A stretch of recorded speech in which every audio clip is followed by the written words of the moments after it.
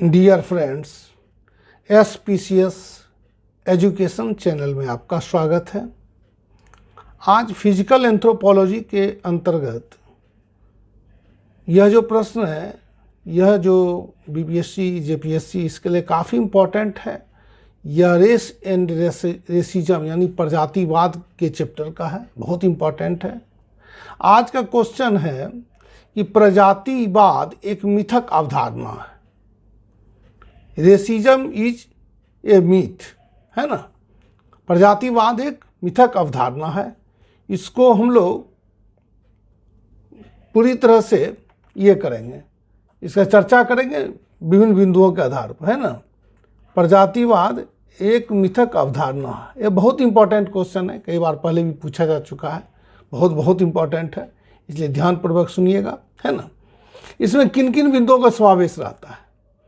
तो चूंकि प्रजातिवाद के विषय में पढ़ना है, तो इसमें पहला है, लिखेंगे पहले प्रजाति की परिभाषा लिखेंगे इसमें, ठीक है ना। इसके बाद प्रजाति में तो रेस की परिभाषा, इसके बाद इसमें लिखेंगे प्रजातिवाद की परिभाषा, है ना, यानी कि रेसिज्म की परिभाषा लिखेंगे, है ना। तब इससे पता चल जाएगा कि प्रजाति क्या है, प्रजातिवाद क्या है। इसके बाद हम लोग प्रजातिवाद जैसी जो भ्रांतियां हैं उसके विषय पर पढ़ेंगे कि उसका विकास किस रूप में हुआ है। इसके बाद प्रजातिवाद का आधार क्या है ना। और अंतिम बिंदु है प्रजातिवाद के संबंध में आधुनिक निष्कर्ष एवं विचारधारा, है ना। तो इसके इन 5 बिंदुओं के आधार पर इस प्रश्न को हम लोग क्या करेंगे, पुष्टि करेंगे कि प्रजातिवाद एक मिथक अवधारणा है। 5 बिंदु पर हम लोग चर्चा करेंगे।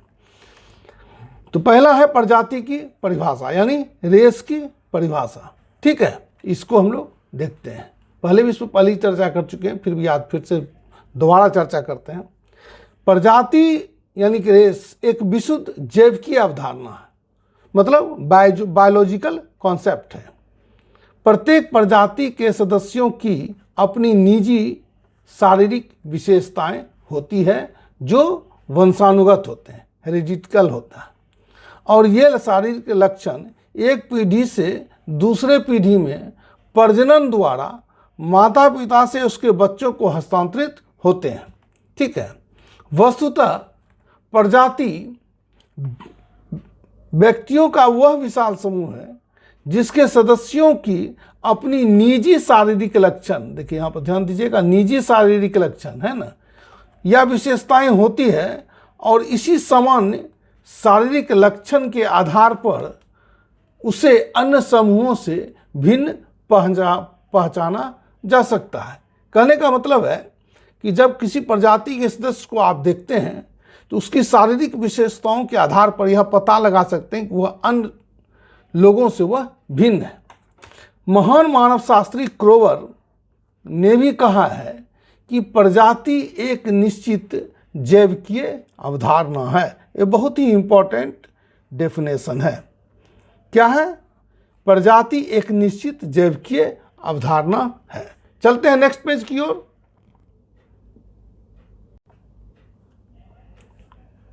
अगला पॉइंट है प्रजातिवाद यानी रेसिज्म की परिभाषा, ठीक है। तो प्रजातिवाद का सीधा संबंध है अपनी प्रजाति को श्रेष्ठ एवं उत्तम समझना, ठीक है। अपनी प्रजाति को श्रेष्ठ एवं उत्तम समझना।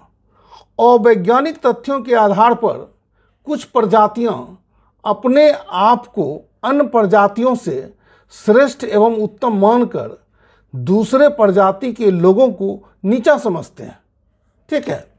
और उनके प्रति सामाजिक, आर्थिक एवं राजनीतिक अन्याय भी करते हैं।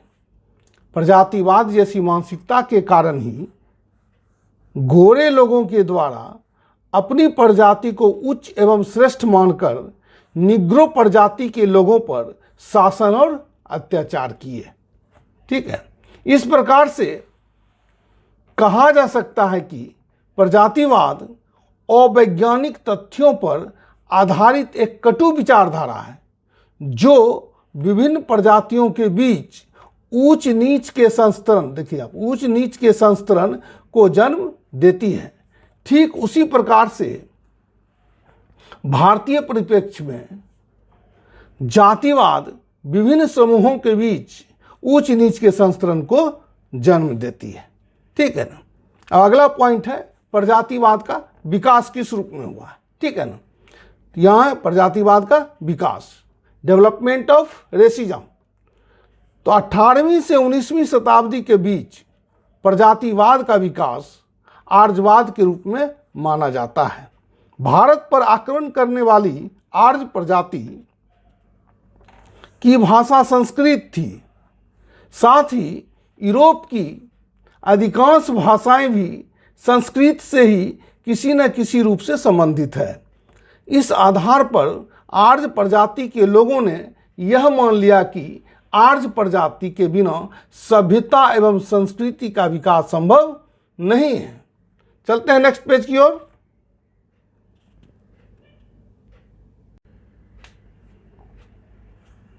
साथ ही सभ्यता एवं संस्कृति के विकास के लिए जिन योग्यताओं एवं क्षमताओं की आवश्यकता होती है वे केवल आर्य प्रजाति के सदस्यों के पास है।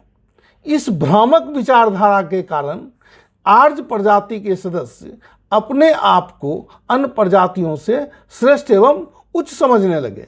अमेरिका में इसी कटु प्रजातीय भेदभाव के कारण ही निग्रो प्रजाति के सदस्यों को छोटे छोटे अपराध के लिए भी कठोर सजा भुगतनी होती थी।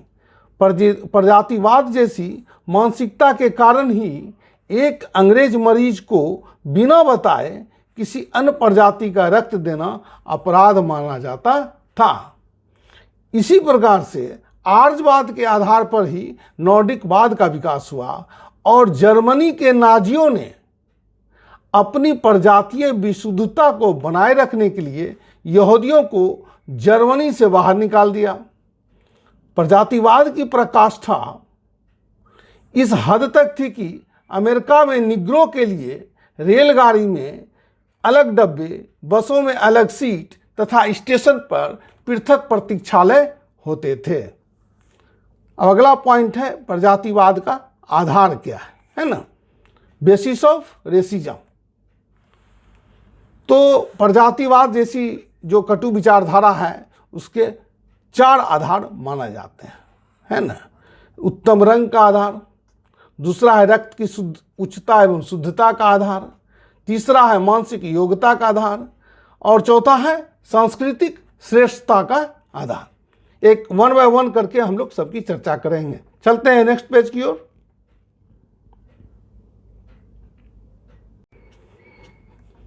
पहला है उत्तम रंग का आधार। ठीक है।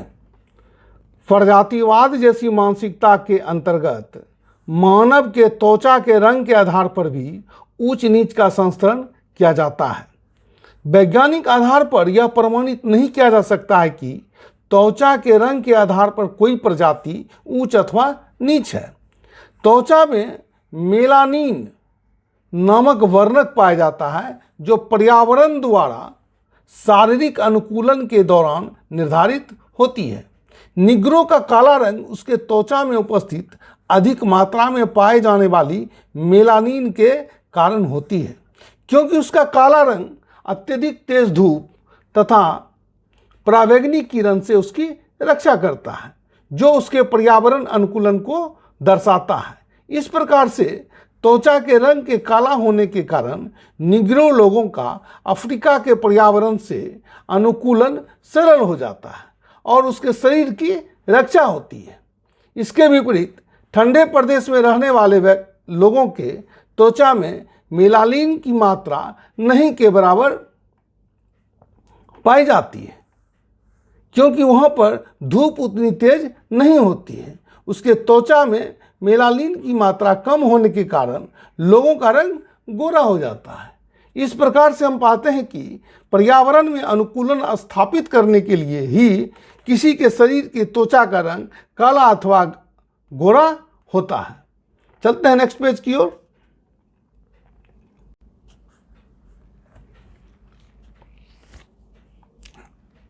हाँ, दूसरा पॉइंट है रक्त की उच्चता एवं शुद्धता का आधार। ठीक है। प्रायः देखा जाता है कि रक्त की शुद्धता को बनाए रखने के लिए अंतरजातीय अथवा अंतर प्रजातीय विवाह का विरोध किया जाता रहा है। एक गोरी प्रजाति का सदस्य एक निग्रो से वैवाहिक संबंध स्थापित नहीं करना चाहता, क्योंकि उसे डर है कि ऐसा करने से उसके रक्त की शुद्धता अथवा पवित्रता नष्ट हो जाएगी। परंतु वास्तव में रक्त की उच्चता एवं शुद्धता का विचार मिथ्या एवं अवैज्ञानिक है। ठीक है, आधुनिक वैज्ञानिक अनुसंधानों के आधार पर यह प्रमाणित किया जा चुका है कि सभी मानव में 4 प्रकार के रक्त समूह ए बी बी और ओ पाए जाते हैं। साथ ही रक्त समूह की पवित्रता एवं अपवित्रता को किसी भी आधार पर प्रमाणित नहीं किया जा सकता है। कहने का तात्पर्य है कि कोई भी रक्त समूह किसी दूसरे रक्त समूह से श्रेष्ठ है, ऐसा कोई भी प्रमाण अभी तक नहीं मिला है। ऐसी अवस्था में रक्त के आधार पर किसी प्रजाति की श्रेष्ठता अथवा अधमता को प्रमाणित नहीं किया जा सकता। इससे स्पष्ट है कि रक्त की उच्चता एवं शुद्धता का विचार मिथ्या एवं अवैज्ञानिक है। इसके अतिरिक्त वर्तमान समय में यातायात के साधनों के विकास के साथ साथ अनेक सामाजिक, आर्थिक तथा राजनीतिक कारणों से विभिन्न प्रजातियों में इतना अधिक सम्मिश्रण हो गया है कि कोई भी प्रजाति अपनी रक्त की शुद्धता को प्रमाणित नहीं कर सकता। इससे स्पष्ट है कि रक्त की शुद्धता तथा उच्चता का विचार मनुष्य की अपनी मनगढ़ंत बातें हैं, जिसका प्रचार और उपयोग राजनीतिक स्वार्थ एवं संकीर्णतापूर्ण विचारधारा में विश्वास रखने वाले विशेष स्वार्थ समूहों द्वारा किया जाता है। परंतु कोई भी वैज्ञानिक इसका समर्थन नहीं कर सकता है। अगला पॉइंट की ओर चलते हैं। अगला पॉइंट है मानसिक योग्यता का आधार, है ना। कुछ प्रजाति के लोगों में खोपड़ी का घनत्व यानी कि क्रेनियल डेंसिटी अन्य प्रजाति के लोगों से अधिक होता है। ऐसी स्थिति में प्रजातिवाद जैसी संकीर्ण विचारधारा वाले लोगों का मानना है कि जिस प्रजाति के सदस्यों का खोपड़ी का घनत्व अधिक होता है उसकी मानसिक योग्यता भी अधिक होती है, और निग्रो लोगों में खोपड़ी का घनत्व कम होने के कारण उसकी मानसिक योग्यता भी कम होती है। यह सच है कि विभिन्न प्रजातियों में खोपड़ी का घनत्व अलग अलग होता है, परंतु वैज्ञानिक रूप से अभी तक यह प्रमाणित नहीं हो पाया है कि मस्तिष्क के आकार अथवा घनत्व का कोई भी संबंध बुद्धि अथवा मानसिक योग्यता से है। यदि ऐसा होता तो एस्किमो की मानसिक योग्यता सबसे अधिक होती, क्योंकि मस्तिष्क का सर्वाधिक औसत आकार एस्किमो का ही माना जाता है। इस प्रकार से खोपड़ी के घनत्व के आधार पर प्रजातीय श्रेष्ठता का आधार बिल्कुल ही अवैज्ञानिक है। वैज्ञानिकों ने इस बात को प्रमाणित कर दिया है कि मानसिक योग्यता का विकास सामाजिक पर्यावरण से होता है। चलते हैं नेक्स्ट पेज की ओर।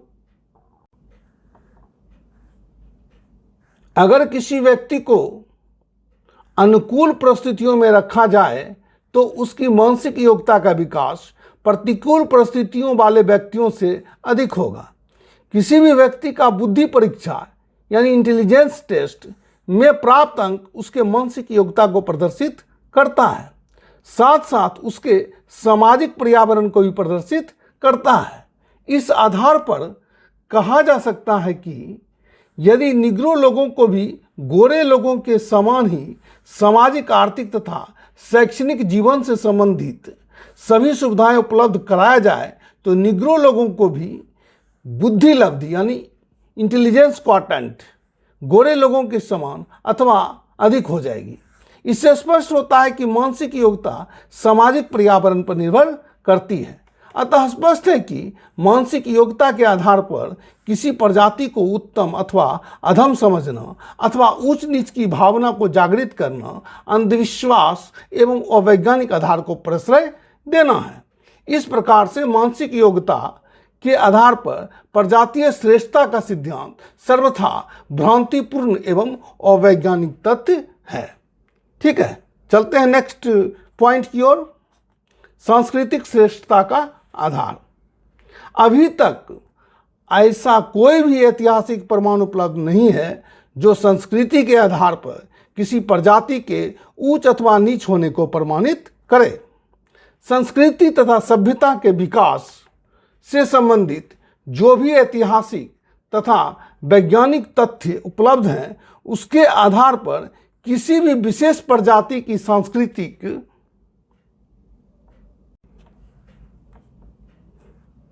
सांस्कृतिक श्रेष्ठता प्रमाणित नहीं होती है। ऐसा प्रचार किया जाता है कि मानव सभ्यता के विकास में गोरी प्रजाति का सर्वाधिक योगदान रहा है, जबकि यह धारणा समस्त ऐतिहासिक प्रमाणों के विपरीत है। मानव सभ्यता आज जिस स्तर पर है उसका एकमात्र कारण सिर्फ गोरी प्रजाति है। इस बात को किसी भी ऐतिहासिक तथ्य के आधार पर स्वीकार नहीं किया जा सकता। जिस समय यूरोप के लोग जंगलों में नंगे घुमा करते थे, उस समय चीन, मिस्र तथा भारत की सभ्यताओं का पर्याप्त विकास हो चुका था। चीन ने यूरोप के लोगों से बहुत पहले ही कागज बनाने तथा छापने की कला का आविष्कार कर लिया था। इस प्रकार के प्रमाणों से स्पष्ट है कि मानव सभ्यता एवं संस्कृति की रचना सबने मिलकर की है एवं इसमें किसी खास प्रजाति के विशेष योगदान की बात गलत है। अतः सांस्कृतिक श्रेष्ठता के आधार पर प्रजातिवाद को प्रोत्साहित करना सर्वथा अनुचित है। अब है कि क्या निष्कर्ष है, देखते हैं निष्कर्ष क्या निकला है इससे। है निष्कर्ष की ओर चलते हैं। उपरोक्त विवेचन से यह स्पष्ट है कि प्रजातिवाद का समस्त आधार काल्पनिक तथा अवैज्ञानिक है। मानव में भिन्नता एवं विविधता एक स्वाभाविक परिणाम है। दो सहोदर भाइयों के बीच भी अनेक शारीरिक तथा मानसिक भिन्नताएं पाई जाती हैं, परंतु इस विविधताओं के आधार पर ऊंच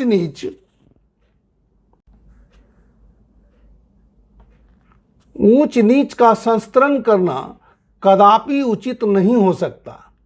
किसी भी प्रजाति में कोई भी दैवीय अथवा अलौकिक विशेषता नहीं पाई जाती है। जो थोड़ा बहुत अंतर है वह विभिन्न पर्यावरणीय दशा एवं वंशानुक्रम के कारण है।